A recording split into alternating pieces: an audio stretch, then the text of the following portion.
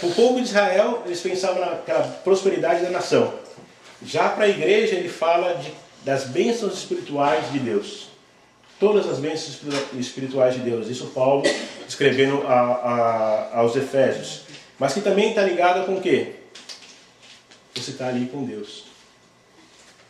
A bênção de Deus, o Deus conosco. Lembra lá na Bíblia que a Bíblia fala lá, quando anuncia a chegada de Jesus, ele fala assim: eis que vos trago nova de grande alegria, porque na cidade de Davi vos nasceu hoje o Senhor. Era uma bênção. Os anjos estavam tão felizes de contar para eles aquilo que estava acontecendo. A Bíblia diz assim também que Jesus, ele se tornou carne. O que ele fala aí? Ele fala assim que tornou-se homem em Jesus Cristo, a bênção de Deus. O Deus Emmanuel, o Deus conosco, ele se tornou homem. Por isso também podemos descrever a ideia de bênção como sendo a ação de Deus com uma pessoa para atraí-la mais profundamente para a sua comunhão. Agora Deus ele chega lá e fala assim, ó, sabe uma coisa? Eu tenho tentado chamar a atenção desse povo com as bênçãos, que agora eu mando a minha bênção para habitar no meio deles. E aí o Verbo se fez carne e habitou no meio dos homens, e os homens conheceram ele, como ele fala lá em João, cheio de graça, que bom. As pessoas que seguiam Jesus, eles falavam, mas é uma bênção. Todo mundo, multidão seguia Jesus. E Jesus ele virava para eles e falava, eu não tenho nada não.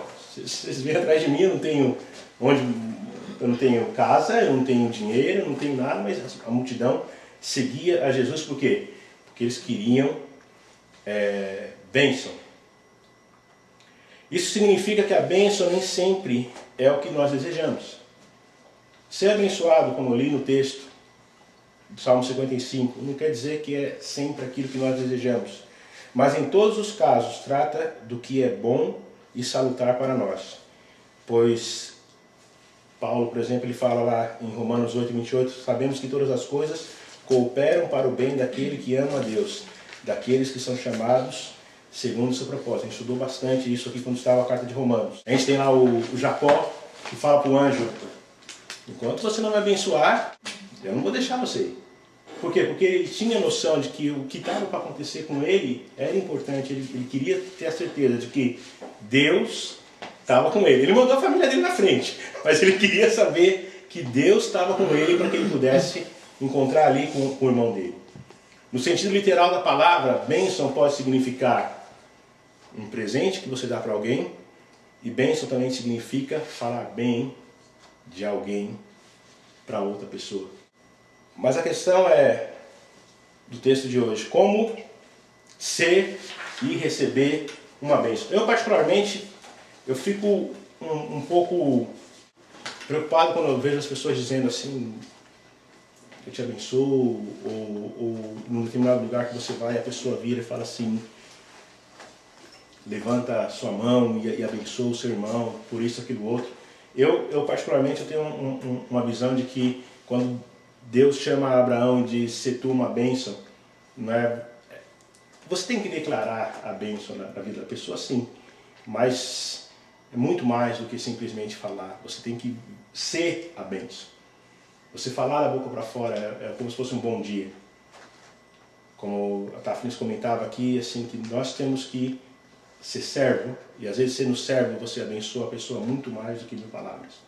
Não adianta você ficar dizendo, eu te abençoo, mas você não faz nada para a pessoa. Não adianta você ficar falando, eu te abençoo, mas você não dá um suporte quando a pessoa precisa. Não adianta você falar, eu te abençoo, mas você nem se importar com o que a pessoa está passando. Ser uma bênção é tão séria que Deus chega com Abraão, quando ele faz aquela situação no Egito, que ele leva a mulher dele para lá. Porque Deus falou para ele, eu vou te levar para tal lugar. E de repente ele se meteu lá no Egito. Deus falou a Abraão, agora, além de você não estar indo no caminho que eu tinha mandado você ir, você está, em vez de ser bênção, você está sendo maldição. Porque ele chega lá no lugar, ele mente, ele manda a mulher dele mentir, e de alguma forma, a gente não sabe como, Deus vai lá e fala, revela para o faraó o que está acontecendo. E o faraó fala, Abraão, pô, eu queria estar na boa contigo e você fala uma coisa dessa comigo? se eu faço alguma coisa errada com sua mulher, Deus vai me castigar. Interessante como Deus agia naquele tempo. Deus falava, e é o texto que a gente vai estar vendo aqui, que Deus falava com os outros povos. Porque o povo de Israel também, às vezes, não fazia aquilo que era o que Deus queria que ele fizesse. Mas como você pode ser uma bênção? Voltando aí no texto, lá do 1 ao 5, ele fala assim: Naamã, capitão do exército do rei da Síria, era um grande homem diante do seu senhor, e de muito respeito, porque por ele o Senhor dera livramento aos sírios, e era este homem herói valoroso, porém leproso. E saíram as tropas da Síria, da terra de Israel, e levaram presa uma menina que ficou ao serviço da mulher de Naamã. E disse esta sua senhora: antes o meu senhor estivesse diante do profeta que está em Samaria, ele o restauraria da sua lepra. Então foi Naamã e notificou o seu senhor, dizendo: assim e assim falou a menina que é da terra de Israel. Então disse o rei da Síria: vai, anda, e enviarei uma carta ao rei de Israel. E foi, e tomou em sua mão 200 talentos de prata, 6.000 ciclos de ouro e 10 mudas de roupa. E ele foi. Até aí no texto, que é onde a gente vai se concentrar hoje, a gente pode entender várias coisas. Primeiro, o momento, eu acho que não está escrito aí na Bíblia, mas para situar vocês no momento em que isso ocorreu, isso aconteceu por volta do ano 850 a.C. Bem antes de Jesus vir a esse mundo como criança, tinha acontecido isso, 850 a.C. Isso por quê? Porque a Síria venceu a Assíria, eram dois países, Síria e Assíria. Ocorreu em 853 e provavelmente o nome do rei era Ben-Hadad. E esse rei morreu por volta de 846. E é sempre assim, né? O mais antes de Cristo é tudo, quanto menor é mais perto da data em que Jesus nasceu. Nesse tempo havia um acordo de paz entre Israel. E vocês vão falar, mas por que ele levou preso? Nesse tempo havia um acordo de paz, mas na fronteira sempre ficava aquela briguinha. Ah, mas essa cidade é minha, essa cidade é outra. Então sempre havia um conflito, e um desses conflitos foi quando essa menina, que o texto relata no verso 2, foi levada como cativa para a cidade de Damasco. Damasco é a capital da Síria. As pessoas que são mencionadas nesse texto, além do momento em que ocorreu, a gente pode ver aí quem? A gente vê Naamã, que é a primeira pessoa que aparece no primeiro versículo. Ele era capitão do exército do rei da Síria. A Bíblia já começa dizendo quem era esse camarada. Ele era um capitão do exército do rei da Síria. Ele também diz assim que ele era um grande homem diante do seu senhor, no caso do rei da Síria, de muito respeito, porque ele, através do Senhor... Interessante que aqui eles não falam que essa é a opinião do escritor. O escritor, ele entendia que Deus agia entre as nações. E ele diz assim que a Síria venceu a Assíria porque Deus assim o quis. A gente vai ver mais para frente também que Deus manda, quando Deus fala com Elias, para Elias sair da caverna, uma das missões que Elias tinha era ungir determinada pessoa da Síria como rei.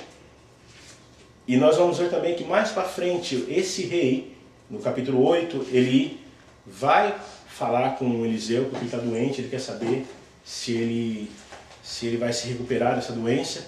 Por quê? Porque eles tinham uma relação, apesar de não acreditarem no mesmo Deus, muitos reis dali sabiam que um profeta vinha e falava, você vai fazer isso, e a coisa acontecia. Então eles não serviam, mas eles também tinham essa noção de que Deus tinha um poderio nas outras nações também.